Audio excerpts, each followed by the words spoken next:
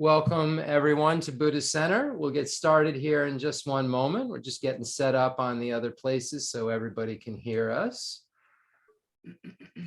Okay, we're all set up on that. And we're all set up on this. Welcome to Buddhist Center. It's Sunday. Time to start talking about Lama Tsongkhapa's great treatise on the stage of the path to enlightenment. And I feel so fortunate to be able to do so. We all sat together for so many years and listened to this glorious text that encompasses all of the stages of the path to enlightenment. And we listened to it from such a qualified master over and over and over again. And I remember Rinpoche spending so much time on each paragraph. It wasn't like he would just read it through and just move on. He would, the next week, he would read the same exact thing. And and just kind of drum this information into our minds, especially the small and medium scope sections that he spent an enormous amount of time. If you look at, percentage wise, he spent such an enormous amount of time on the teachings for beings of small capacity and the teachings for beings of medium capacity. And here we are, we're looking at the teachings shared in common with beings of medium capacity or the medium scope. And we have some frame of reference already because Khenso Geshe Wanuk was so kind to us to share such detailed information about the Four Noble Truths and the 12 links of dependent origination and all of those things that we find within this medium scope section. But now, once again, we can look at it and try and dig a little bit deeper or see a little bit more how these Four Noble Truths, how these three higher trainings apply to our lives and how we would, start to practice them and be able to see, measurable changes within the way that we see the world. And that measurable change would be a better change. And it would become very, very clear to us that those changes are taking place if we put the effort in and we have the consistency and we're studying authentic material.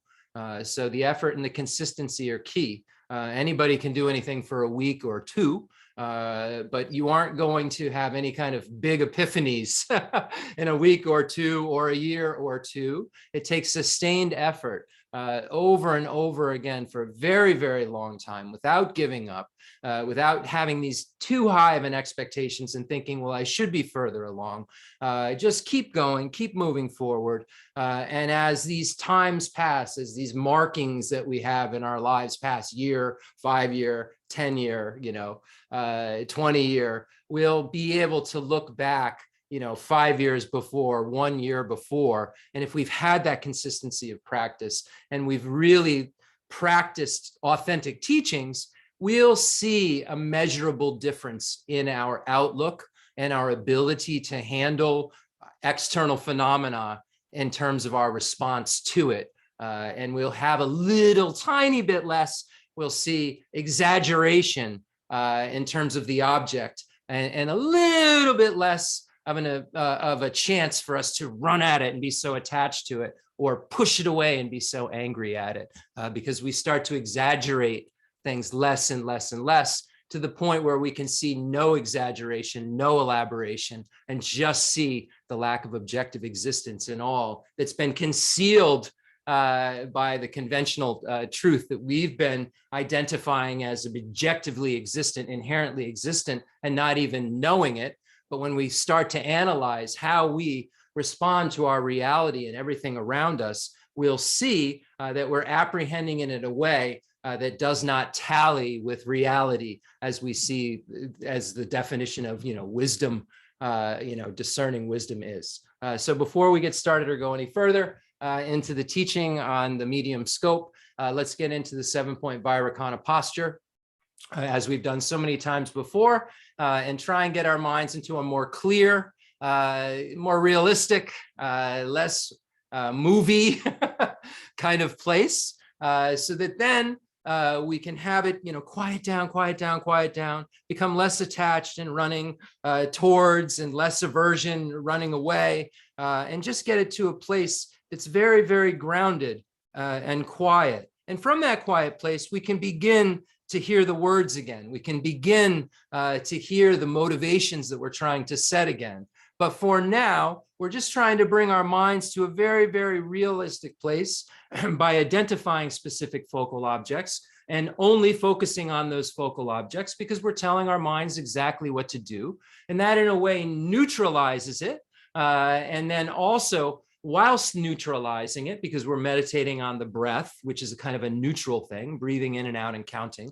But we also are adding that front generation of Buddha Shakyamuni that we always add.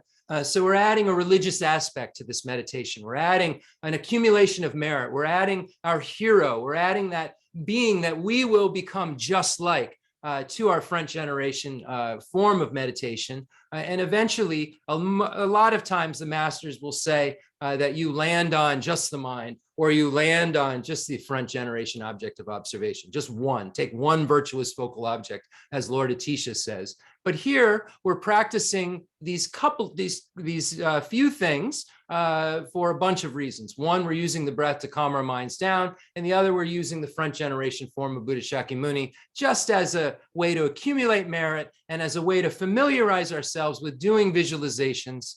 And then as we get more and more advanced, and many of you already have your visualization, so I expect you to do those right now, to do whatever your front generation, whatever your single pointed forms are, use those right now. But in this case, the experiment that we're doing, we're experimenting on ourselves, and eventually we're going to be successful in finding out exactly what will get us quickly to that place that severs that self-grasping ignorance. So we're going to pick this exercise, these focal objects in this exercise of breathing in and out, counting in the front generation form of Buddha Shakyamuni. So look out for any kind of excitement or scattering, look out for any kind of dullness or sleepiness. And if the spine, your mind sees any of those negativities going on, then mindfulness will grab them back, because you have said, don't forget Jeff's mind or other persons listening to this mind. I've told you we are only focusing on breathing in and out, counting, and Buddha Shakyamuni. And this is the only thing that I'm supposed to be focusing on. So mindfulness is not forgetting that. That spy of introspection is checking to make sure that's happening. So we'll start there, and then we'll move forward to the next steps. Hope everybody, as I said, is having a wonderful Mother's Day. Happy Mother's Day to all those, as I said before we were on Zoom, those conventional kind of in this lifetime mothers.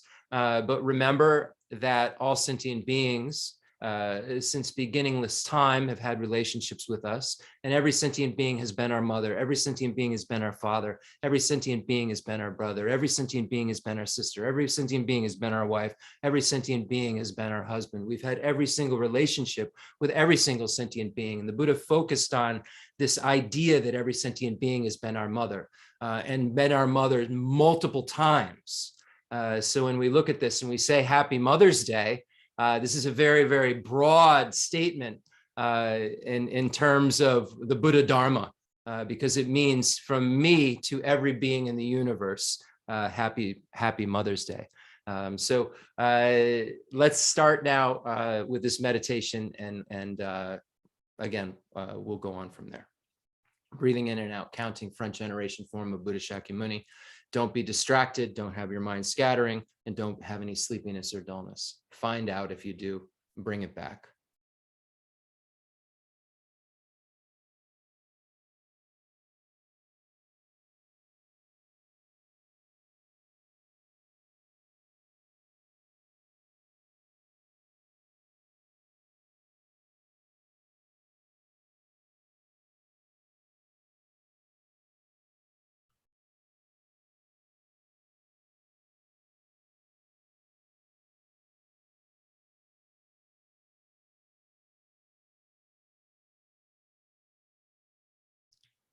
We're so fortunate to be here today to hear this teaching on the Four Noble Truths.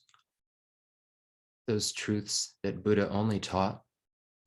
Dharmakirti says, you are the only one who taught these four truths. We're so fortunate to have met with them. We're here today to hear about them, to understand them more, to understand how exactly to get rid of all of the sufferings that we don't want, not only for ourselves, but for all sentient beings. Now imagine that Buddha Shakyamuni, who is very static and you were using in your fixed meditation for a few moments, now turns very animated and is so pleased, you can tell with you, for being here today and fulfilling his wishes. Buddha Shakyamuni came to the world in order to shine the light of Dharma on humanity, to show us exactly how to get rid of all of our sufferings and how to achieve the state of bliss. That's the only reason that Buddha came here, to teach the exact pathway to those two destinations of fearlessness and bliss. And the reason that the Buddha came here is being fulfilled by us. So the Buddha is so pleased. Now imagine that the Buddha has been containing all of the entire merit field. When we do meditations, we can have all-in-one meditations or all meditations. We imagine that before, Buddha Shakyamuni was containing the entire merit field, but now we imagine that Buddha Shakyamuni is still there, but almost an explosion takes place, like an explosion takes place from Buddha Shakyamuni of all these light rays and nectars that then from emptiness transform into the merit field. You see all the holy gurus, Buddhas, and Bodhisattvas in the space in front of you. Imagining that Buddha Shakyamuni is still there, imagining His Holiness the Dalai Lama, and imagining Khyentse Geshe Wandak so pleased with the idea that we're going through the Lamrim Chemo again. He spent so much time on this, imagining him in the space in front of you, imagining Geshe Lobsang Gompo and Khyentse Rinpoche Gengyatso and Dema Locha Rinpoche, imagining Geshe Doje Damdu, Umzala Geshe Aga, Geshe Mala Tenzin Ladrin, Ani Thupten Chodron, Jeffrey Hopkins, imagining Chado Rinpoche, all of these incredible beings we have had in our worlds or now have in our world to be able to teach us the way to get rid of our suffering and how to achieve bliss. We're so, so fortunate. Imagining these holy beings are here. They came here to show us how to do that. And right now we're engaging in the steps that are going to be necessary for us to achieve the goals that they have in mind for us and had in mind and for us. Now imagine the extensive deeds lineages there, all the beings in the lineage passed down from Buddha Shakyamuni to Maitreya Sangha, and Basubandhu, and Dharmakirti, and Dignaga, and Vimuktasena, and Haribhadra, and Shakyaprabha, and Gunaprabha, and imagining Salimpa and Lama Atisha there, all of those holy beings that were so kind to us to pass down this holy, holy tradition of the grounds and paths and logic and the Vinaya and so forth. We've been so blessed and connected to these beings. Rejoice in the fact that you're connected to them and say thank you to them. And you have them visualized in this merit field and you imagine them there witnessing you doing exactly what they'd like to see you doing.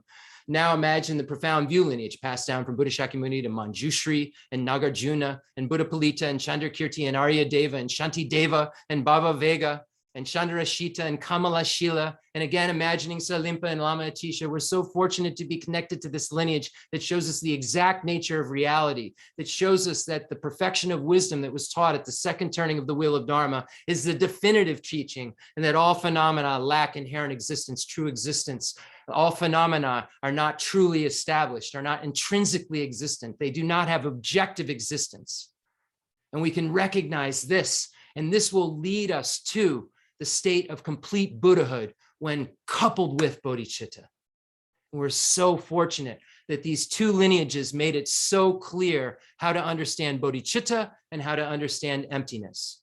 And we're so connected to all of these beings. Imagine all the beings of the profound, the lineage of blessings, imagining Vajradhara right there, and Saraha, and Matripa, and Tulopa, and Naropa, and Lotsawa Marpa, and Milarepa, and Gampopa, that incredible jeweled ornament of liberation, that incredible Lamrim text. I encourage all of you to look at it because we're connected to it. Because Lama Tsongkhapa's teachers were Kagyu and were Sakya. So we're so connected to all of these beings. And we're so fortunate to have them in our lives. We know that Lama Tsongkhapa said that there is no other view than the view that Milarepa found about the nature of the mind. And we're so fortunate to be connected to these beings. We imagine Atisha whispering in the ear and telling the entire Lamrim tradition to Dron Tompa, that incredible lay master. Never think that you can't do it. a lay master, passed that incredible Lamrim lineage down from Lord Atisha. Lord Atisha felt that this being was the one who was qualified to be able to pass this lineage down. Have courage when you hear that. Imagine all the old Kadampa lineages, those 3 beautiful lineages, imagining the incredible beings of the Nyingma, Padmasambhava, and Sakya Pandita, imagining in the Kagyu tradition, the Karmapas, imagining in the Galupa tradition, imagining Lama Tsongkhapa, then imagining Kirtapje and Gyaltsabje, Lama Tsongkhapa's root spiritual sons, and then imagining all those holy beings that receive so much benefit from Lama Tsongkhapa's teachings, such as Panchen Sonandrapa, Basuchuji Jetsen, Jayan Sheba, Janja Rupi Dorje, Goncho Jibi Wampo, all these incredible beings, the 7th Dalai Lama.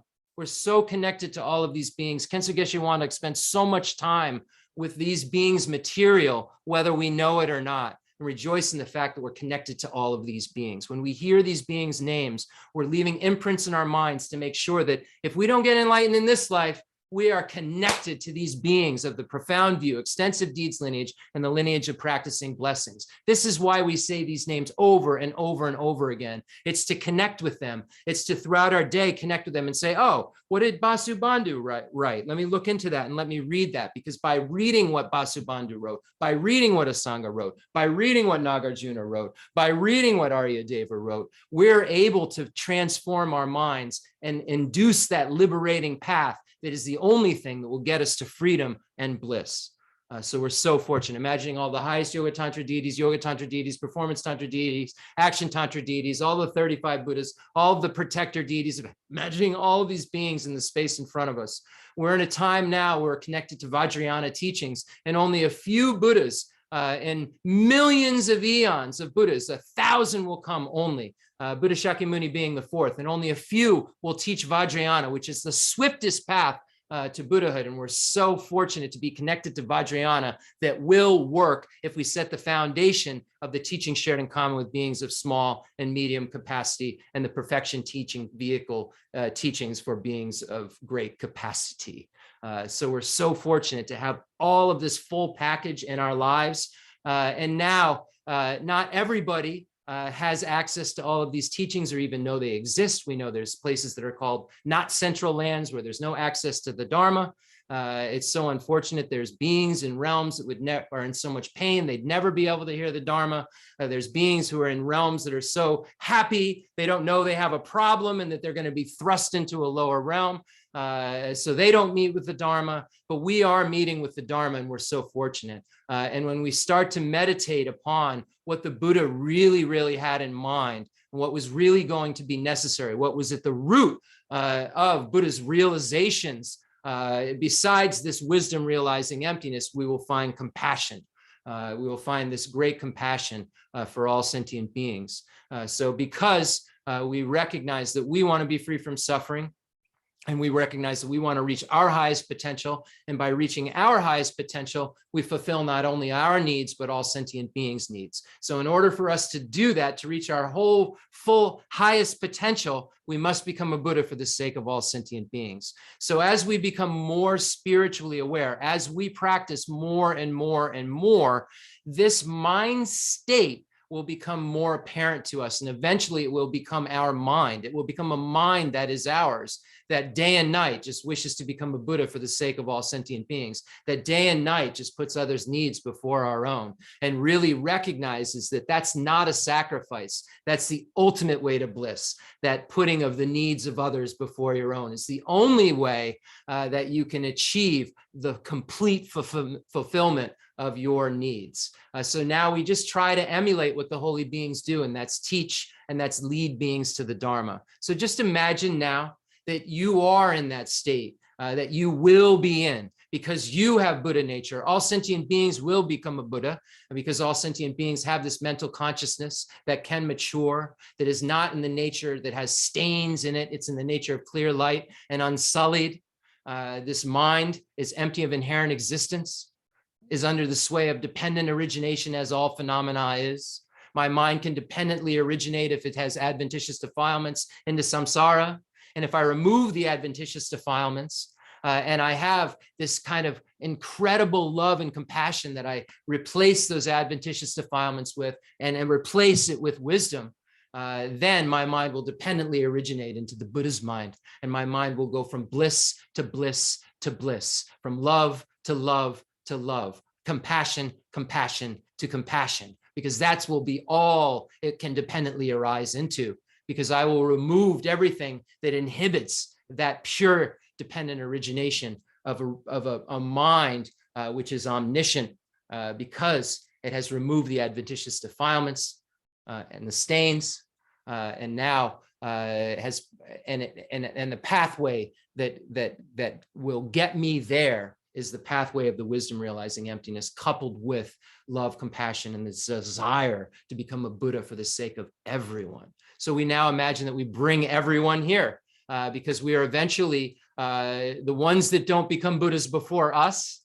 We will help when we become more and more capable as we move through the bodhisattva levels and have more qualities and skills and clairvoyances and so forth, and abilities to truly help every single sentient being and be able to actually find them. We're so limited now, we can't even understand where all the realms really are. But eventually we'll know where all of these beings are, and we'll make it our job to get to each and every single sentient being and help them mature in whatever way is best suited for them, because we will be omniscient by the time we end our bodhisattva path, and we'll be more and more wise on our way there, and more able to truly help beings in a way that will be of permanent use to, not permanent, but will be of lasting use to them. So imagine now you're like one of those holy beings, and you bring all the beings in the universe here. Imagine you bring the hell beings, the hungry ghosts, the animals, humans, demigods, gods. Imagine you bring every single sentient being in the universe here. All sentient beings have been your mother, have been your brother, have been your sister, have been your wife, have been your husband. You imagine that you bring every single one of them here because you know the beings that you care about in this life. You don't even want them to be harmed in the slightest way. You want them to have every single kind of happiness they can possibly have. So now you imagine that the veil has been lifted, and you recognize that you really have that relationship with everyone in the universe, and you want for them what you want for yourself, and that's to be free from the 8, 6, and 3 types of suffering. And really what you want to be free from is the self-grasping ignorance that drives that entire mess. So you imagine that they're all here. So now every being in the universe is here, the holy beings who are transformed, and those beings who are yet to transform that will transform. And now we'll imagine, as we imagine the merit field, we're going to do the prayer of noble conduct. So, oh, why am I looking in a book? It's on the screen. Hello. Thank you so much for screen sharing, Lorinda. I appreciate you. So the King of Aspiration prayers, we're going to just read the 7-limb prayer part, and imagine that you and all sentient beings are making these this 7-limb prayer to the merit field. So we've gone over some of the details about this before. We're on less time today, so we'll go right here. The King of Aspiration prayer, Samantabhadra's aspiration to good actions, the Zanchim Mulam, from the Gandhavya Sutra chapter of the Avatamsaka Sutra. Okay, just go up a little. In the language of India, Arya, Bhadra, Charya, Pranadana, Raja. In the language of Tibet, Papa, Zambo, Jubi, Molanji, Jelbo. In the English language, the King of Aspiration prayers, Samantabhadra's aspiration to good actions. The translator's homage. Homage to Manjushri, the youthful. Prostration. To all the Buddhas, the lions of the human race, in all directions of the universe, through past and present and future. To every single one of you, I bow in homage. Devotion fills my body, speech, and mind. Through the power of this prayer, aspiring to good action, all the victorious ones appear vivid here before my mind, and I multiply my body as many times as atoms in the universe, each one bowing in prostration to all the Buddhas. In every atom preside as many Buddhas as there are atoms, and around them all the Bodhisattva heirs. And so I imagine them filling completely the space of reality, entire space of reality, saluting them with an endless ocean of praise, with the sounds of ocean of different melodies. I sing the Buddha's noble qualities and praise all those who have gone to perfect bliss. Now the offering section. To every Buddha, I make offerings of the loveliest flowers, beautiful garlands, music, perfumed ointments, the best of paracels, the brightest of lamps, the finest of incense. To every Buddha, I make offerings, exquisite garments, and the most fragrant incense, powdered incense heaped high as Mount Meru, arranged in perfect symmetry. Then the vast and unsurpassable offerings, inspired by my devotion to all the Buddhas, moved by the power of my faith and good actions, I prostrate and offer to all of you victorious ones. Whatever negative acts I have committed, confession, whatever negative acts I have committed while driven by desire, hatred, and ignorance, with my body, my speech, and also with my mind, before you I confess and purify each and every one, rejoicing. With a heart full of delight, I rejoice at all the merits of Buddhas and Bodhisattvas, Pratyeka Buddhas, those in training, and the Arhats beyond training, and every living being throughout the entire universe. Number 5, imploring the Buddhas to turn the wheel of Dharma. You who are like beacons of light shining through the worlds, who pass through the stages of enlightenment to attain Buddhahood, freedom from all attachment, I exhort you, all of you protectors, turn the unsurpassable wheel of Dharma, requesting the Buddhas not to enter nirvana. Joining my palms together, I pray, to you who intend to pass into nirvana, remain for eons as many as the atoms in this world, and bring well-being and happiness to all living beings. Dedication. What little virtue I've collected through my homage, through offering, confession, and rejoicing, through exhortation and prayer, all of it, I dedicate to the enlightenment of all beings. Thank you so much. Now we will read the Heart Sutra. So important to remember that this second turning of the wheel of Dharma, although it's a Mahayana Sutra, the wisdom that is presented here is required no matter what liberation you seek, whether it's the liberation of a hearer or a solitary realizer or the liberation of a Buddha. So any type of perfect goodness that you seek will require the liberating path of the perfection of wisdom. One will need to realize the wisdom, one will need to have the wisdom realizing emptiness in order to cut the root of cyclic existence and achieve an abiding nirvana, or cut the root of cyclic existence along with the stains of the afflictive obstructions and achieve Buddhahood. The same exact wisdom is going to be required. What will be different is the ripening path. The ripening path of renunciation alone, coupled with the wisdom, will allow you to achieve an abiding nirvana. But if you have the wisdom realizing emptiness that's coupled with bodhicitta that has as its foundation renunciation, then you will be able to achieve complete Buddhahood.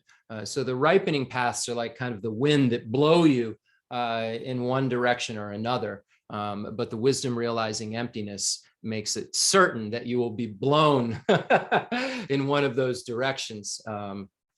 When depending on what ripening path it's coupled with. So the Sutra of the Heart of Transcendent Knowledge is a summary of all of the Perfection of Wisdom Sutras, the 100,000 verse, the 20,000 verse, 8,000 verse, etc. And then there's many other 1,000 verse number-wise, 25,000 Perfection of Wisdom Sutras that you can find. And I encourage you to look into 8,000 verse Perfection of Wisdom Sutra being very, very famous and used very commonly in our tradition, recited, and then also commentaries are given in our tradition on that amazing, beautiful text. So here we find the Sutra of the Heart of Transcendent Knowledge that explains the final nature of reality, the definitive point that the Buddha was trying to make. The other two, first turning the wheel and the third turning the wheel of Dharma, were interpretable teachings. This turning of the wheel of the Dharma, the Buddha was really making a point that he meant beyond the shadow of a doubt in terms of final view. And then within it, when we look at the bigger Perfection of Wisdom sutras, and then the commentaries on Perfection of Wisdom, such as the Abhisamalamkara, and then Panchen Sanandrapa's General Meaning of Perfection, that we've looked at many times in order to understand some of the Bodhichitta points and the refuge points and the Four Noble Truths. We've gone through Perfection of Wisdom, the General Meaning of Perfection by Panchen Sanandrapa with Rinpoche many times, and that's actually a commentary on the Perfection of Wisdom. And then Jayangappi Lodru's incredible commentary, the first textbook writer of Losa Ling, on the Heart Sutra itself. And if you combine all of these kind of different layers of knowledge, kind of the, like Jayangappi Lodru's commentary that gives you a framework, and then look at the Abhisamalamkara, and then start to understand the 70 topics contained, you're able to truly see what the points are that are being made in here beyond the negation of objective existence, objective reality, of the negation of inherent existence. So we always need to read this when we see the no word. Always remember that it's saying there's no inherent, because this does not negate phenomena in terms of existence. It just, the mode of existence is what we're talking about here. We normally think that things have objective existence, exist from their own side. What the Heart Sutra is saying that at the final view, there is externality, but we merely can posit existence through mere designation. It comes into the power of existence through designation. There is externality, but that externality becoming this or that requires the subject. So the subjectivity, the subject is the driver in terms of the experience of what the reality is, yet the reality seems to be the driver from the outside of what I'm experiencing. But really, I'm experiencing what I'm projecting. And this is something that we have to understand further. And there's various levels of understanding of it. We talk about the 5 levels of selflessness, emptiness of a permanent unitary independent self, and emptiness of an autonomous substantial reality. Number 2, emptiness of externality. When we look at what the mind only school says, it's all, everything's the nature of the mind. Number 3, we look at the emptiness of true existence without negating inherent existence, the Madhyamika Svatantrika schools. And then we look at the emptiness of inherent existence, objective existence, and intrinsic existence. And then when we start to posit that, and we find no phenomena, even the smallest particle has any inherent existence whatsoever, then we've moved on to the view. We've arrived at the view that the Buddha is pointing out here in the Heart Sutra, in terms of how things abide, in terms of this unfindability objectively. But we also have to be able to posit functionality and posit, and from a conventional perspective, how all of these things can work because of dependent origination. Because of this causes and conditions and wholes and parts, this labeling that's taking place, there's a valid cognition that is labeling there in some way from a conventional subjective perspective that everyone around in this, humans around us would agree with, that thing over there is a shoe. But when we start to move closer to that object and try to find its shoeness, and try to find out how that label comes about, how that meaning generality, how that sound generality, how all of that kind of process in our mind that's happening at, way faster than we can ever imagine it, comes about, how that actual experience of it and my ability to label it as a shoe comes about, is merely subjective. And for you to come in, it will be subjective for you too. But there's nothing from the object's own side, even in terms of conventional self-characteristics, that has any kind of findability of ness, shoe ness, speaker ness, microphone ness, pillow ness, when we move close to the object, as Nagarjuna said, when the mirage appears as water, when you move closer to the mirage, you should see the water. But when you move closer to the mirage, you know that it's a mirage. Likewise, when you see a pillow as objectively existent, when you move closer to the pillow, you should be able to find pillow more so than being standing far away from it. But as you move closer, you see atoms, and then you see protons and neutrons and electrons, and you see and you start to think about other beings may not even experience it as the thing that you're experiencing it as a secondary point, as a point of reference. And you start to see the unfindability of the object until that designation takes place in your mind for you to decide it's this or that, even though it seems like it already is. And the already is part that it seems like is the problem.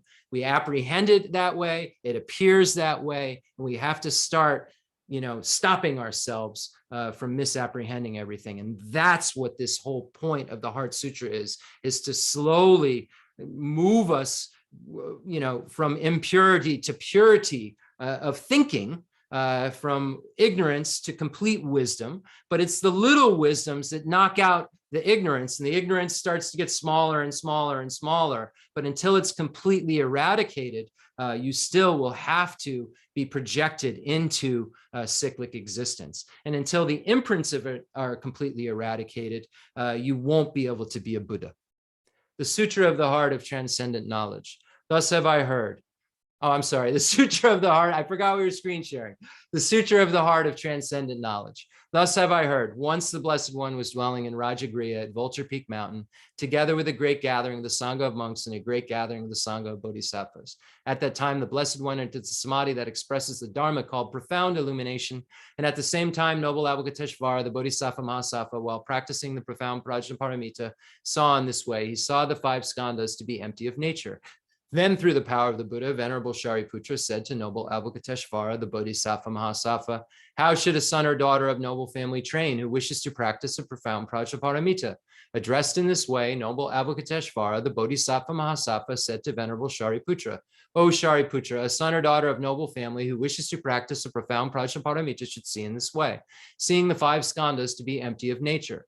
Form is emptiness. Emptiness also is form. Emptiness is no other than form. Form is no other than emptiness. In the same way, feeling, perception, formation, and consciousness are emptiness. Thus, Shariputra, all dharmas are emptiness. There are no characteristics. There is no birth and no cessation. There is no impurity and no purity. There is no decrease and no increase.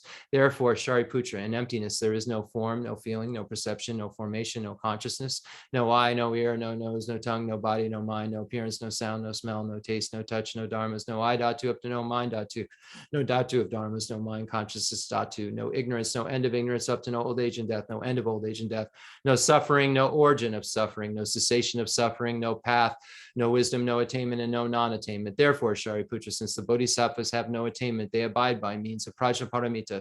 Since there is no obscuration of mind, there is no fear. They transcend falsity and attain complete nirvana. All the Buddhas of the 3 times by means of Prajnaparamita fully awaken to unsurpassable, true, complete enlightenment. Therefore, the great mantra of Prajnaparamita, the mantra of great insight, the unsurpassed mantra, the unequal mantra, the mantra that calms all suffering should be known as truth, since there is no deception. The Prajnaparamita mantra is said in this way: Deyata Om Gate Gate, Paragate, Parasangate, Bodhi Soha. Thus, Shariputra, the Bodhisattva Mahasattva, should train in the profound Prajnaparamita. Then the Blessed One arose from that samadhi and praised noble Avalokiteshvara, the Bodhisattva Mahasattva, saying, Good, good, O son of noble family. Thus it is, O son of noble family. Thus it is. One should practice the profound Prajnaparamita just as you have taught, and all the Tathagatas will rejoice. When the Blessed One had said this, Venerable Shariputra and noble Avalokiteshvara, the Bodhisattva Mahasattva, that whole assembly with its gods, humans, asuras, and Gandharvas rejoiced and praised the words of the Blessed One. I prostrate to the gatherings of the Dakinis and the 3 chakras who abide in the holy yoga of using space by your powers of clairvoyance and magical emanation. Look after practitioners like a mother looks after her child.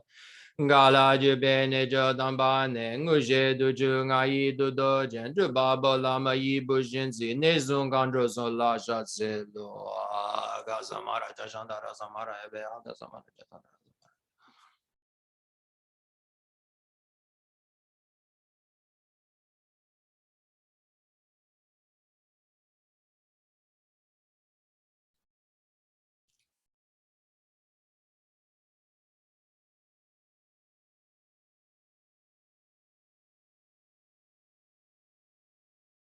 Agazamara Dajanara Zamara Vedya Gade Gade Baragade Barazangade Bodhizo. By the truth of the existence of the three jewels, may all inner and outer hindrances and adversities be overcome.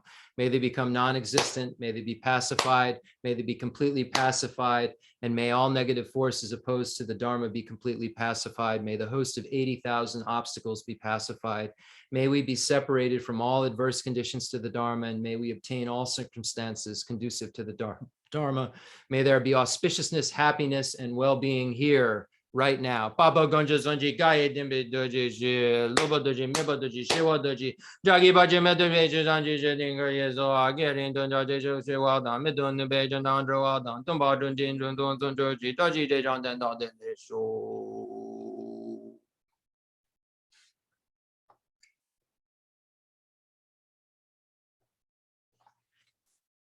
Now we'll make a outer mandala offering as a request for teaching.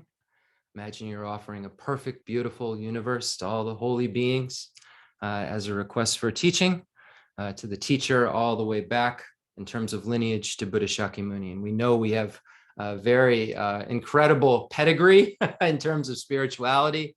Many of us were students of Kensur Geshe Wandak, many of you students of Lama Zopa Rinpoche and His Holiness the Dalai Lama, and now Geshe Dorje Damdu. And we know that their lineage goes all the way back to Buddha Shakyamuni. It goes through all those masters that we talk about in the beginning of class. All of those holy beings are part of our lineage, are part of our spiritual family. So when I say their names, it's like you're hearing your family tree. You know, people do, like, they check their family tree and they fill it all out. Well, this is your spiritual family tree. You start to fill it all out. You see, oh, there's Kensur Geshe Wandak. We'll use one case. So, and then we have Kensur Penma Jetson. And then we have Gen Uzir and Gen Lacha and Trijung Rinpoche. Wow, and Ling Rinpoche. And then we have Shaka Gen Nima. And then we have Zong Rinpoche and Gen Apu and so forth. So and then we see who are their teachers, and we see that Trijung Rinpoche, we have Pabunga Rinpoche, you know, and then we just start tracing it back. We start looking at all of our teachers, and we'll see it just goes through all those holy beings of the Nalanda tradition and ends up right there at Buddha Shakyamuni, because there is nothing that we're studying that Buddha Shakyamuni didn't present. These commentators just clarified it and made it cleaner for us to be able to understand the conqueror's intent in a clean, pure way. So we're so fortunate. So say thank you while saying please. Feel this gratitude while saying, you know, please, I request this teaching on the Four Noble Truths, and have this gratitude in your heart. And thank you all for being so kind to listen today. I know it's a busy day, it's Mother's Day, and many of you have so many plans, and we're doing the most important work for all sentient beings who have been our mothers. Every sentient being has been our mother, and the most important thing we can do is become a Buddha as quickly as possible, so we can become the most reliable guides in the universe for everyone. The fundamental ground is scented with incense and strewn with flowers, adorned with Mount Meru, the four continents, the sun and the moon. I imagine this as a Buddha land and offer it. May all sentient beings enjoy this pure realm. Holy Lamas high, wrap the sky of your Dharma bodies in massive clouds of knowledge and love, and let them pour upon the earth of your disciples as we are ready, a shower of rain, the teachings deep and wide. I send forth this jeweled mandala to you, precious Guru. It's interesting when you look at the Heart Sutra, and you look at it in terms of the 12 points that Buddha, I'm sorry, when you look at the Four Noble Truths and you look at the 12 points that Buddha made about the Four Noble Truths, where he said that, you know, this is the superior truth of suffering, etc. And then he said, you know, suffering needs to be identified, origin needs to be abandoned. And he said 4 more things, and that made 8. And then he said, you know, the most peculiar things, the last 4, which are called the result, the pronouncement according to result. And he said, but there is no suffering to identify. There is no et cetera, origin to abandon. And when we look at it at the first turning of the wheel of Dharma in the perspective of the Vaibhashika school and the Sautrantika school, they look at this as definitive point that the Buddha is making. And they think that this means, you know, once you achieve nirvana, there is no suffering to identify. There is no origin to abandon. There is no cessation to achieve because you've achieved it. And there is no path to rely upon because it's done. Once you've graduated, you don't have any more to do. So the first turning of the wheel of Dharma, it wasn't interpreted in terms of what you would normally think, what we've heard Rinpoche interpreted as emptiness. It was first interpreted as, oh, the Buddha is saying, oh, there is no suffering to identify, because once you achieve cessation, there's no cessation to achieve, there's no suffering to identify, there's no path to rely upon, because you're finished, you're done. But we see the second turning of the wheel of Dharma, there's a totally different interpretation. And that's why we say the second turning of the wheel of Dharma is definitive and the first turning of the wheel of Dharma is interpretive. We said it last time according to selflessness and according to, true existence of the Four Noble Truths. But this time, look at it in another way. Look at it in those 12 aspects, those last 4 aspects. The Madhyamika Prasangika school would say, of course, there's no suffering to identify. There's no inherently existent suffering to identify. There's no inherently existent origin to abandon. There's no inherently existent cessation to achieve. There's no inherently existent Buddhahood. There's no inherently existent Buddha nature. So we see the difference and why the followers of the second turning of the wheel of Dharma in terms of definitive say the first turning of the wheel of Dharma needs to be interpreted, because the way the Buddha explained it to the followers of Abhashka and Sautrantika in many ways was not subtle enough. So it's interesting as you read these things and as you learn more, they jump out at you. And I just had a jump out at me moment. So that's why I shared it with you. Because now I'm emphasizing so much in my life with the real philosophical tenets and getting down to the nitty gritty of everything and starting to see this, this connectivity of everything in such a way that's just so amazing. And anytime that I see some connectivity or I see some web there that can maybe help you understand it a little more, maybe be like what did we see? All these glistening drops on a plant all have the glisten of every other drop in it because they're all spider web. Glistening. Anyway, so Spider hopefully web. we can do something like that. I don't know. I was half watching it. You don't ask me about TV shows because I half watch. So, all right. It was interesting though. We're watching all this consciousness and physics stuff because I have to get up to speed because everyone's talking about something I know nothing about these days. So, but when we look at the Madhyamika Prasangika view, I know how to identify the final view of it, but I'd love to be able to interact more and understand more scientifically, because that just adds, to the argument, if, you start to see things fall apart from a physics perspective, and then you can explain it and explain how things work still and how there's a self that's, is seeing everything around it as a whole, even though it's all just falling apart. So the Buddhist philosophy explains it and with a way where neuroscience and everybody kind of hits a wall with like, well, why do I want to be this? Where there's some side of self, there's this person here that has wishes and wants and needs, and they're very specific to me. Where's this idea of me coming from? And this is where we kind of hit a wall in Madhyamika Prasangika, and Buddhism is so clear about where is this idea of me coming from? The previous idea of me, the previous moment's consciousness. Of course, where's the wrong idea of me coming from? The previous wrong idea of me. Where would a right idea of how I actually abide come from? Wisdom. That I interject into the wrong idea that then becomes the right idea. And when it's all right ideas, then you're a Buddha. I mean, it's that simple. You're filling our minds. We're trying to take out the incorrect, trying to take out these ideas that couldn't possibly be right.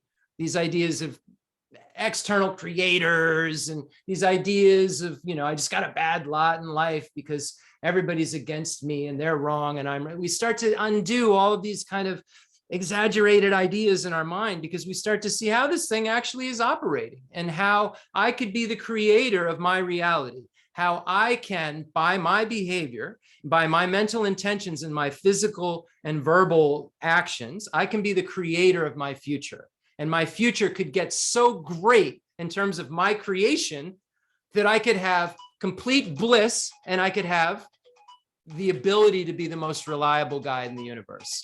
And that's pretty cool. And why couldn't you become better and better and better and arrive at the best? You already know you can get better at conventional things.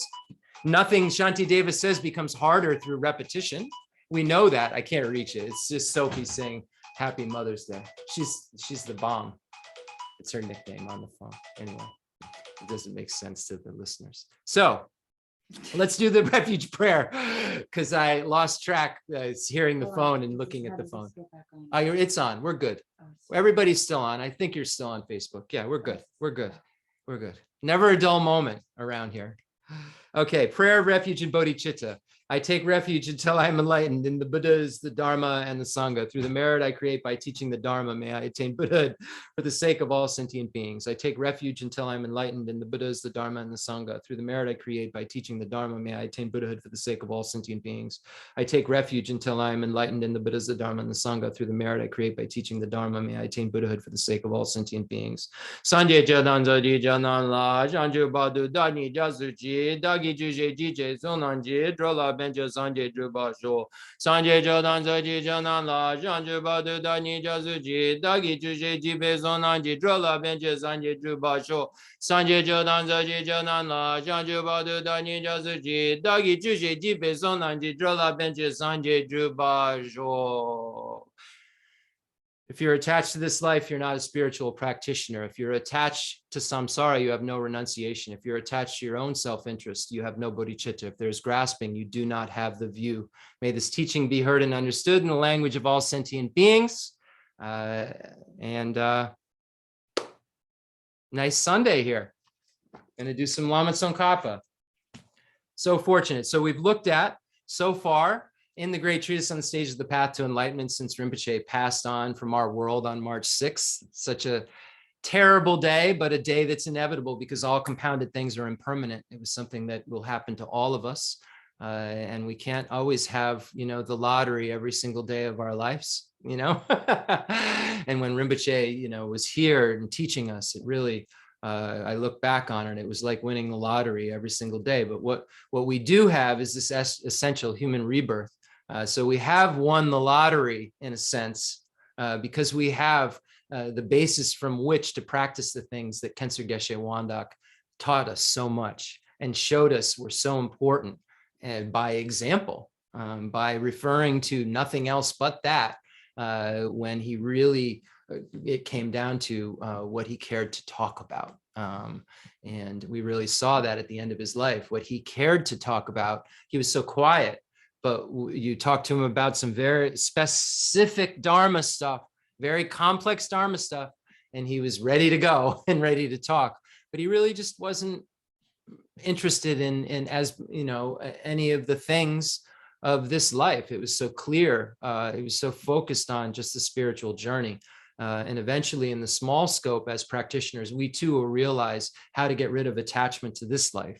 And then in the medium scope, we learn how to get rid of attachment to samsara altogether. And that's where we are now. So we've gone through the beginning section since Rinpoche passed of, the greatness of the teacher, the greatness of the teaching, how to listen to and explain the teachings, and then how to lead students through the actual instructions. And we went through the whole small scope in some pretty good detail, learning about how we can make that small scope really feel like transformative material, as opposed to bore and dull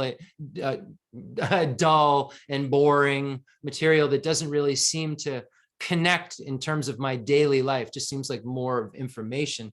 Hopefully we're learning more about how to apply this to our daily lives, and feel transformation, even looking at the faults of the three pots. See how by being a better listener, it improves the quality of our life in so many different ways. So we really need to apply these teachings, and we went through the small scope in great detail, and I hope you felt it a little bit, because that was the intention of it.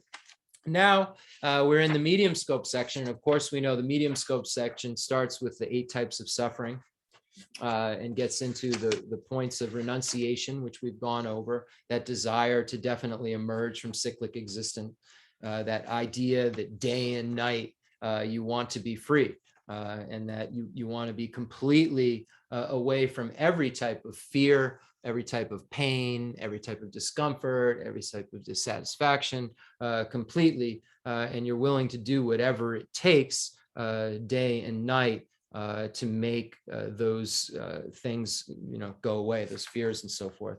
So the renunciation is a desire to emerge from the various types of negativity of all of cyclic existence. So in the small scope, we learned about wanting to emerge from the lower realms of cyclic existence, those types of suffering, and learn that we, to abandon the attachment to this life during that period. But now we're looking at, hey, not only are the lower realms of cyclic existence plagued with suffering, but the higher realms of cyclic existence are plagued with suffering.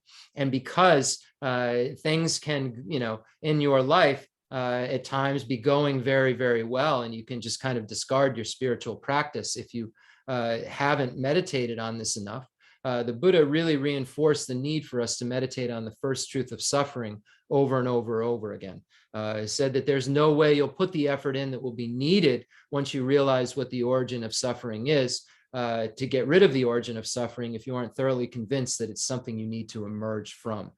So here now, Lama Tsongkhapa goes into some great details to show us, to prove to us, with some of the things have to do with future lives and so forth. So we have to have a little bit more knowledge or foundation. But a lot of it that's being pointed out here is just, empirical reality that we all can concur, we all can agree with. And when we start to agree with this beyond a shadow of a doubt in a way that we know it will occur again and again and again, the state of dissatisfaction kind of that we have sometimes when we're bored goes all the way up to all of cyclic existence. There's nothing in it that there's nothing here for me. There's nothing that any of this has here has to offer to me. It's all just a place where I have to, suffer again and again and again. So we were now, we went over the suffering of birth last week. So the 8 types of suffering: the suffering of birth, suffering of aging, the suffering of sickness, the suffering of death, the suffering of meeting with the unpleasant, the suffering of separating from the pleasant, the suffering of not getting what you want, and the suffering of the appropriated aggregates, having to be forced again and again and again into this state of suffering where we have to suffer mentally and we have to suffer physically because we have these contaminated parts, mental and physical parts that we're thrust into. And why are we thrust into them? Because we have self-grasping ignorance. And the self-grasping ignorance gives rise to this inappropriate attention that exaggerates whatever object that we're on. And then that exaggeration leads to afflictions. It leads to us to become attached to it. It leads to us to have aversion towards it. And then we have ignorance in relation to it at the whole time because we're exaggerating in terms of having this true existence, this an inherent existence, this objective reality from its own side. So we're moving from this self-grasping ignorance through inappropriate attention to these attachment, hatred, and ignorance. And from that attachment, hatred, and ignorance, we see these levels of our consciousness that form our reality. From that, those afflictions, we then act, and we have contaminated karmas. And we know contaminated karmas give rise to cyclic existence. So we have to somehow or another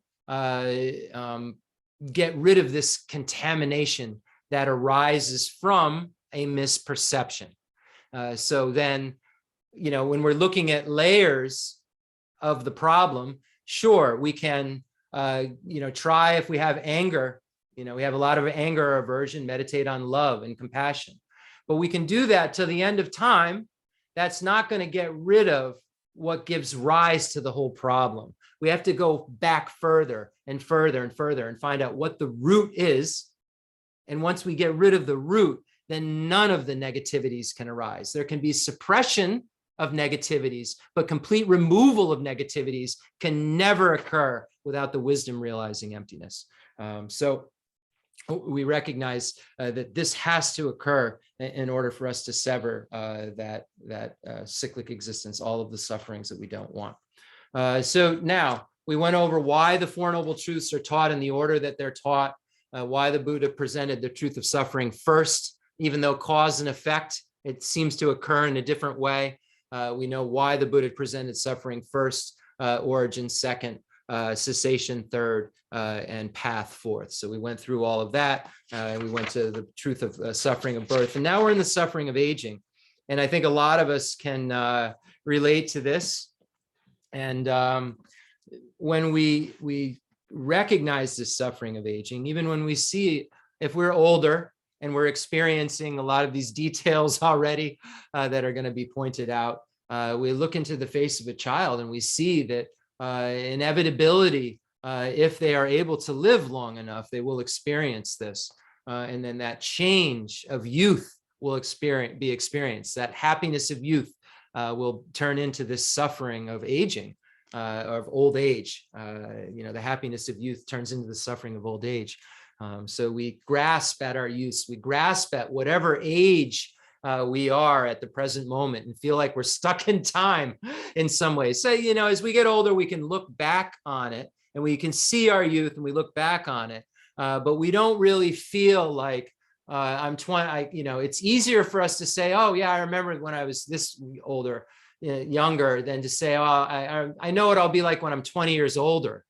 It's interesting. We have this idea that we're kind of fixed in time, fixed in space, and then we kind of move back from there. We don't see this, kind of fast, rapid movement of impermanence that's going on all the time, this momentary disintegration, this dying of ourselves that's going on each moment, this aging that's happening each moment. We don't really see it. We just feel kind of static and stuck in this place here. And then we can look back on, oh yeah, I remember when I was like this or like that. But we have this real tendency to not think about the aged me, or not, as Geshe Dorje Damdu says, is if you ask somebody, how old do I look? And they say you look 10 years older than you actually are. How does that make your mind? What happens in your mind at that moment? It's this weird thing that takes place. It's like, no, I'm static. How could you think such a thing? So anyway, so we all know that this isn't something that we want. Youth is something that in terms of how your body works and stuff, I think better. So what happens? So it says a handsome body deteriorates. So we're in Lamrim Chenmo, page 275, suffering of old age. A handsome body deteriorates. Your back bends down like a bow. Okay, so I can relate 100% to this. Your back starts to bend and your head is white like a grass flower, and then Pabunga Rinpoche says, oh, we always say, wow, they have a little bit of white hair. It's a sign of maturity. It's a sign of wisdom. But Pabunga Rinpoche says, I see it as a sign of the Lord of Death has spit on your head. So we need to look at that. We're moving closer and closer to that point. These are signs. This right here is a sign that I'm moving closer and closer to death. Wrinkles cover your forehead like lines of a cutting board. In ways such as these, youth breaks down and you become unattractive. We're just read it as this. Physical strength and vigor deteriorate. For example, when you sit down, you drop like a dirt sack cut from a rope, and then when you rise up, it's like uprooting a tree. When you speak, you're incoherent, and when you walk, you stumble. So as you age, you'll start to see, I know there's a lot of people on the other platforms that are quite young, 100%, and maybe aren't experiencing these things now, but I promise you that if you live long enough, these are in the mail. And I remember, being like rock band singer guy and, not having these ailments, jumping around on stage and getting up, sitting down, doing whatever I want, going here, going there, having the energy to work 20 hours or not work 20 hours, just being so nimble. And I've started to notice like my eyes, 35, 40, and my nimble, the 40s, the nimble started getting less and less. And then my ability to be as flexible and to, just as quick, if I had to hit a bat at a batting cage, it's just not the same as it used to be. And those are just all signs, because I knew they were different before. These are all signs that I have the suffering of old age occurring, and that you will have the suffering of old age occur. Why? You're a human being. I think the human being life, what is it, 120 something, is the most anyone's ever lived. Maybe some of you, if the world doesn't burn up first, will make it because of technology to live a little bit longer. But chances are not that much longer. You know, in the course of time, everybody that's listening, max 80, 90 more years. I don't see lifespan being increased to, 200 or anything like that. So we have a very, very short period of time.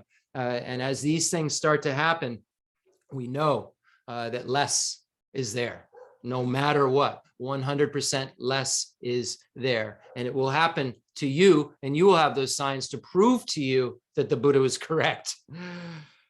The senses deteriorate. Your eyes cannot see forms clearly, just as I said, and so forth. The power of memory and other faculties wanes due to extreme forgetfulness, and so on. And these things start to happen very, very quickly. The old age, the eyes going. I notice it seems like, every month or so, my eyes are even worse and worse. I mean, they just deteriorate. And it's just a sign that I have the suffering of aging going on. Do you have this going on? If you don't have this going on, study this very well, because you will have this going on, and then you won't be so surprised when it happens. Okay.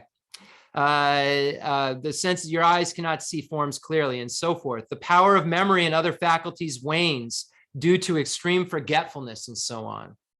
Wow, so true. I remember speaking with Geshe Nikki, and he was like, do you remember when we met? And I had a totally different memory, and it took him cueing me to this magnificent event. There was a huge event that happened, how we met, for me to remember it. It wasn't just there. And it would have been something that was a highlight memory, kind of cool, coincidental thing.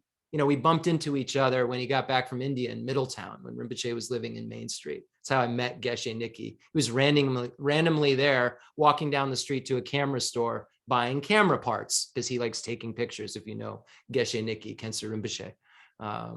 But he had to remind me that that's how we met. I just remembered going to the Tibet Center in New York and seeing some talks, but he had to remind me of that. There was a sign. I have the suffering of aging going on, this forgetfulness, among other things that happen throughout the day. Enjoyment of sense objects fades. You have difficulty digesting food and drink and cannot enjoy desirable objects. We saw this. If anybody who's taken care of people as they age, working in hospice, anybody when taking care of Khensa Rinpoche, we saw it. We saw it deteriorate. He wanted less and less food.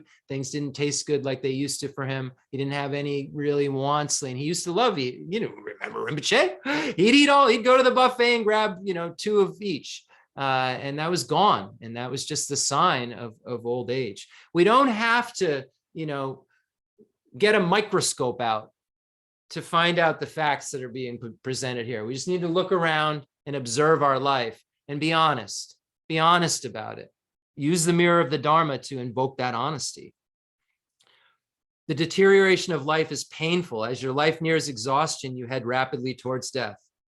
Think about these points again and again, as the extensive Sports Sutra says. As aging progresses and we pass a certain point, we are like a tree struck by lightning, withered by old age like a terrible, decrepit house. O sage, speak quickly about an escape for old age. Age enfeebles the masses of men and women, as a windstorm strips vines from a grove of sal trees. Age steals our vigor, skill, and strength. It is as though we are stuck in mud. Age makes attractive bodies unattractive. Age steals our glory and our strength. Age steals our happiness and subjects us to insults. Age takes our vigor. Age begets death. Shinkawa said, the pain of death is horrible, but brief. How horrible is aging? Gamapa said, it is well that aging happens little by little. If it happened all at once, it would be intolerable. Wow. Yeah. You see, imagine, some of the pains as you age, if it just suddenly were all there, just, you went from 9 years old to feeling everything that you feel. The Lama Tsongkhapa says, thank goodness that isn't how it happens. Death just happens and then it's over. This suffering of aging just drags on and on and on. And what do? We try to make it as long as possible. Not even because we want to practice Dharma, because we have this self-cherishing attitude that grips at the eye so hard. Now, in the case of Khenso Geshe Wandak, he said, do whatever you have to do to keep me alive another moment with that precious human basis, because I can practice. That's a different point that we're making. He had a different objective to wanting to stay in his human basis as long as possible. But we just want to stay there. We want to stay there as long as possible, and it just isn't real. And then we're going to I want to look at Pabunka Rinpoche's section on aging, because he's always really fun when it comes to talking about suffering. If you want to talk about dark and suffering and you got to get out of samsara, the only place to go is Pabunka Rinpoche. So I pulled the book out this morning thinking, let's take a little bit of a look at this. It's going to say essentially the same exact points, but okay, so Milarepa said, okay, so this is great. Let me take a sip here. I'm not reading the whole section straight through, and this is from Liberation in the Palm of Your Hand.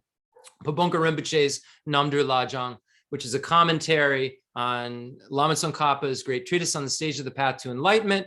Lama Tsongkhapa's great treatise on the stage of the path to enlightenment is a commentary on Atisha's lamp for the path to enlightenment, as well as the Abhisamalamkara. Okay. So just to have everything in order so we know where we're, and Milarepa, of course, teacher Lotsawa Marpa, incredible Kaju lineage, and also the teacher of Gampopa, who wrote the Jeweled Ornament for Liberation. So Milarepa said 1. Okay, so your sense, let's read Pabunka's lead up. Your sense faculties, wisdom, etc., gradually dim. Your body gets bent like a bow, your complexion declines, it is difficult for you to sit up and get down, your hair whitens, and you have many wrinkles. You become as ugly as a dead beggar. That's Pabunka Rinpoche right there. As Milarepa said, 1, you will get up like someone tethered to a stake. 2, you will walk like a cat stalking birds. 3, you will sit like earth breaking out of a sack. When the times comes for you, grandmother, to have all 3, the decay of the body, that mirage will depress you. 1, outside your skin creases into many wrinkles. 2, inside your flesh and blood thin out, so bones protrude. 3, between these, you're dull, stupid, deaf, blind, senile. When the time comes for you, grandmother, to have all 3, you will look ugly, wrinkled, and wrathful. So Milarepa also, you have to imagine, is strumming a guitar and singing. Milarepa always chose to sing his prayers. So all these things are defects of samsara. Kadampa Geshe Kamapa said, how good that old age comes bit by bit. It would be impossible to take if it came all at once. So we see Lama Tsongkhapa made that same exact reference. In other words, if a healthy young man or woman in his or her prime went to sleep tonight and woke up tomorrow with unclear faculties, with a bent and ancient body, and so on, it would be impossible for him or her to take it. You must practice Dharma now, before your faculties, wisdom, and body decline. Later, when the sufferings of old age dominate you and you are about to leave your human body, your physical condition will have changed. Your faculties will have declined and you will not even be able to get up or sit down. How could you practice Dharma then? And I really saw this. When you get sick or you have some sort of ailment, you really see how hard it becomes to put the effort into practicing. In my case, my back pain, how difficult and how distracting it is. Because of this aging, I have deterioration. Because of aging, I have arthritis because of aging. And I see how this is a total hindrance to my Dharma practice. I mean, I still practice every day, but compared to what I would be able to do studying and so forth, without the distraction of the pain, I see a huge, huge difference. Yes, Lorinda, I see you have a question. I just had a comment, which was Rinpoche, even when he was up to his last breath, was still practicing unencumbered, or so it seemed. And I'm not saying that regular people can do that, but I got to see that with my own eyes, which was pretty amazing. I mean, like, really incredible. He never stopped, regardless of how sick he was. He was always practicing right to the last, like this. Yeah. Thank you. It was such an inspiration. I mean, such an example of what you can become, what you should focus on. And I have to say, you know, in times when I'm feeling like, I think about Rinpoche, and I think about how his body completely was just disintegrating, but he was still, Jeff, get my book so I can write down my mantras. He was still so focused on the Dharma, and he really understood what it meant to want to definitely emerge day and night. And he understood what it meant to love everyone and teach to their capacity, and knew that he continued to do that. I mean, right to the last few hours, he was willing to just show and teach that pure Dharma that he always brought to us. So thank you for sharing that. Okay, so Guntan Rinpoche Temba Drume said, "It is as if the old received initiation water on their heads. Their hair is conch shell white, but not because it's pure of filth. It's been spat on by the Lord of Death and has taken on a frosty look. Wrinkles cover their foreheads, but this is not from baby fat. Time's messengers made these tally marks to count the many years gone by from their lives. Drops of mucus dribble from their noses. These do not look like necklaces of pearls. Their youth, their careful free times, are glaciers melting in the sun. Their rows of teeth have fallen out, but no replacement teeth are growing. They have eaten all this life's food, so their cutlery's been confiscated. Their drawn faces and poor color are not because they're wearing monkey masks. Their loan of youth has been revoked, and now their true colors show. Their heads are nodding, and not because they're snickering at others. Yama prods them with his club, and they can't help shaking their heads. Their faces look down, bent toward the road, but they're not searching for lost needles. Their memory and jewels of youth have spilt on the ground, hence the posture. They use all four limbs when they get up, but not because they pretend they're cows. Their legs cannot support their bodies, so their hands have to assist. They sit down with a thud, but not because they're furious with a friend. Health and mental happiness no longer acts as handrails. When they walk, they sway and lurch, but not because they're walking like a lord. They're under a great burden from their age, and the weight has upset their sense of balance. Their hands clutch at things and tremble, but they're not scooping up some gambling gains. They're afraid that Yama will steal everything in reach. They're eating very little food and drink. It's not because they're stingy with their meals. The fire in their bellies has declined, so old people fear they may faint. They wear only thin, light clothes, but don't dress this way to go dancing. They've lost their inner body strength, and even clothes have become a burden. They wheeze and puff for breath, but are not blowing mantras like a lama. The gurgling sound they are making when they breathe foretells that their disturbance in thin air. The way they go about their daily tasks is not done to amuse others. The evil spirit of old age has captured them, and they aren't free to do as they wish. They forget to do all their work. And not because they're shallow or don't care. Their faculties have declined, dimming their memory and mind. In other words, these wrinkles and white hairs are omens that they will be killed by karma yama.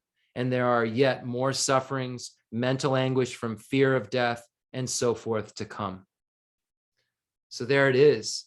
We meditate on these things to know more to come, more to come. It's going to come in this life, or if I'm at the end of my life, if today's my last day, I'm going to be thrust into a set of aggregates again and again and again because of this self-grasping ignorance contaminated aggregates will have to experience among the three types of suffering. And that third type of suffering, that pervasive compounded suffering, that lack of freedom, that being forced over and over and over again by contaminated karmas, afflictions, and the seeds because of the self-grasping ignorance, will force me again into this suffering of illness, the suffering of old age that I'll have to experience again. It will just happen, and it will happen again and again and again and again.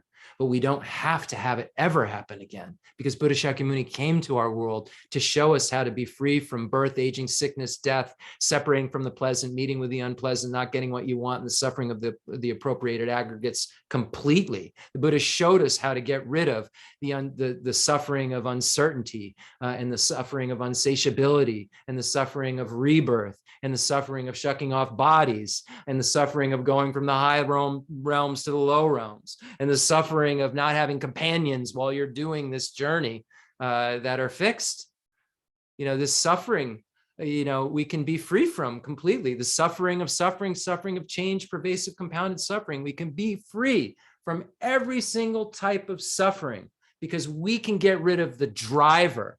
We can get rid of the maniacal mastermind behind all of this mess. And that's our self-grasping ignorance, this mind that grasps at the self of person and phenomena as being objectively existent, inherently existent, believing that there's nessness over here and there's nessness over there. And we have to understand that neither has nessness here or over there. And it's mere interdependence and dependent origination that makes it all occur. And if we can do that, if we can get to the point where we can understand this dependent origination, and we can cut that root that causes those 8, 6, and 3 sufferings just mentioned. All right, if you're attached to this life, you're not a spiritual practitioner. If you're attached to samsara, you have no renunciation. If you're attached to your own self-interest, you have no bodhicitta. If there is grasping, you do not have the view. Enthused by great compassion, you taught the immaculate Dharma to dispel all perverted views. To you, the Buddha Gautama, I pay homage. Throwing stuff. Okay. Prayer for the flourishing of Lama Tsongkhapa's teachings. Sure, in order.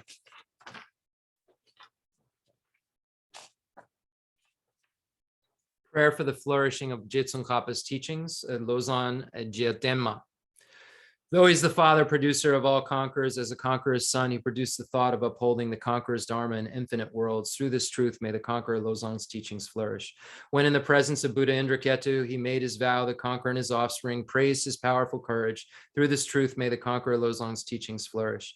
That lineage of pure view and conduct might spread, he offered a white crystal rosary to the sage who gave him a conch and prophesied. Through this truth, may the conqueror Lozang's teachings flourish. His pure view free of eternity and destruction, his pure meditation cleansed of dark fading and fog, his pure conduct practiced according to the conqueror's orders, may the conqueror Lozang's teachings flourish. Learned, since he extensively sought out learning, reverent, rightly applying it to himself, good, dedicating all for beings and doctrine, may the conqueror Lozang's teachings flourish. Through being sure that all scriptures definitive and interpretive were without contradiction, advice for one person's practice, he stopped all misconduct. May the conqueror Lozang's teachings flourish. Listening to the explanations of the 3 Pitakas, realized teachings, practice of the 3 highest higher training, his skilled and accomplished life story is amazing. May the conqueror Lozang's teachings flourish. Outwardly calmed and subdued by the hearer's conduct, inwardly trusting in the 2 stages of practice, he allied without clash the good paths of Sutra and Tantra.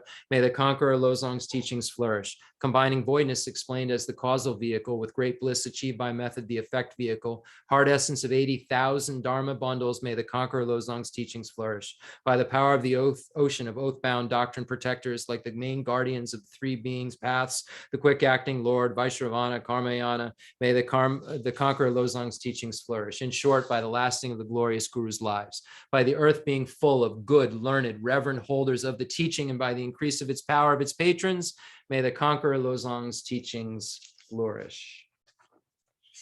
And that again, the Nejong Oracle suggested, that is one of the things the Nejong Oracle suggested, that people pray, Drepung Losling pray.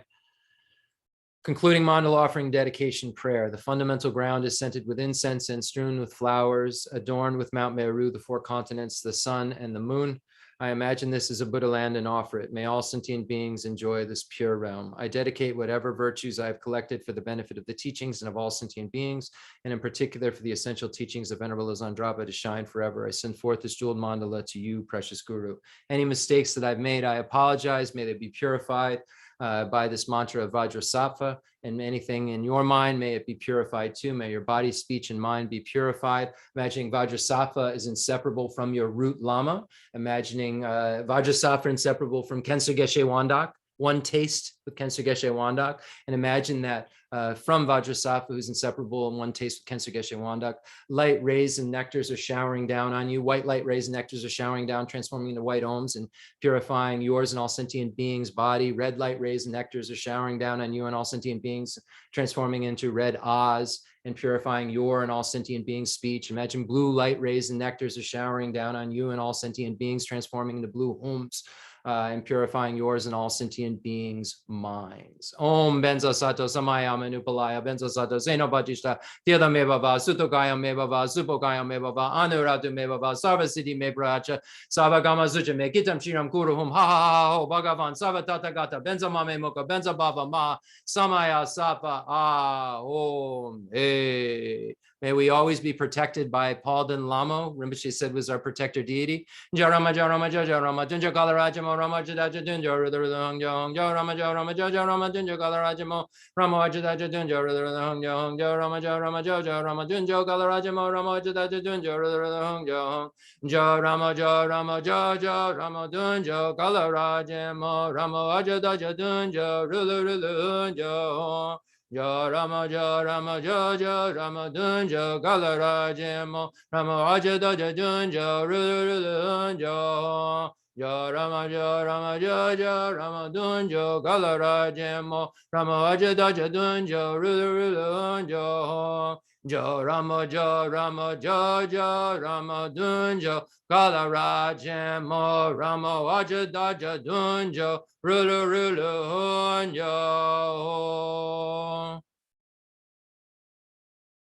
I dedicate all this virtue to emulate the knowledge of the hero Manjushri and likewise Samantabhadra as well. With whatever dedication is praised as supreme by all the conquerors who traverse the 3 times, I also dedicate all my roots of virtue for the sake of auspicious deeds. A long life prayer for His Holiness the Dalai Lama. In that pure land, surrounded by snowy mountains, you are the source of all benefit and happiness. All powerful Avalokiteshvara Tenzin Gyatso, may you stay until samsara's end. We're so fortunate. We have His Holiness the Dalai Lama, Chenrezig Buddha in our world. And may we rejoice in that. And may his life be much, much, much, much longer. Gari ra we go we jin yan de ben dan de wa malu yong we ne yen re zi wan den zen ya zo yi ja be zi de ba du en yo yi. And now the prayer for Khensa Geshe Wandak, the supplication.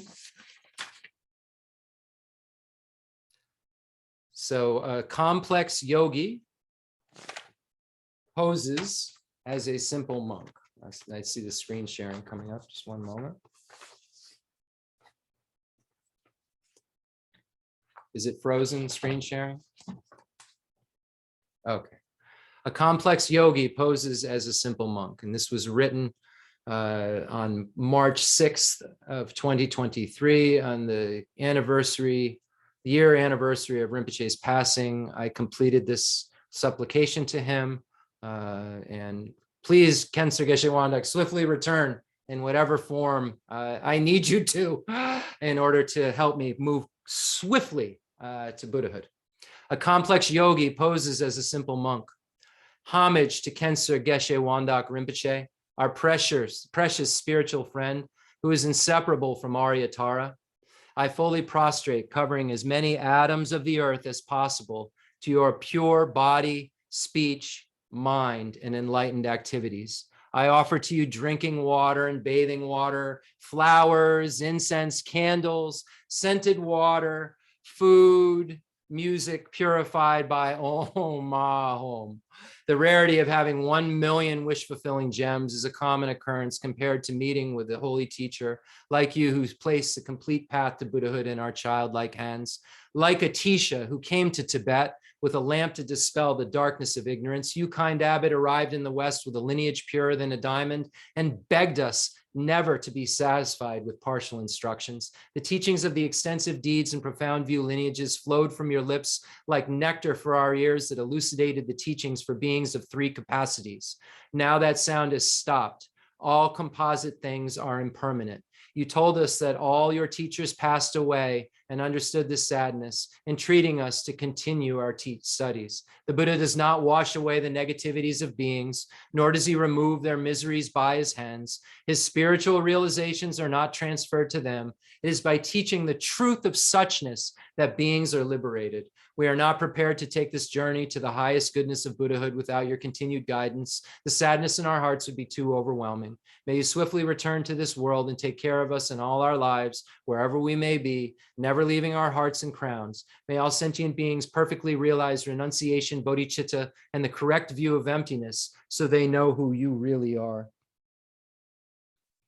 Thank you so much, everybody. Again, happy Mother's Day. Happy Mother's Day to every being in the universe who has been my mother, and everyone has been my father, brother, sister, wife, husband. I've been so close and been taken so care of when I was vulnerable by every sentient being. So I just want to say happy Mother's Day to all of you. Please practice this path. It really does work, but it's an operation that you have to do on yourself. No one can do it for you. No external being is going to be able to flash their hands and make you special. You have to make yourself special because you have specialness all ready to go, which is Buddha nature. Take care, everybody. Happy Mother's Day.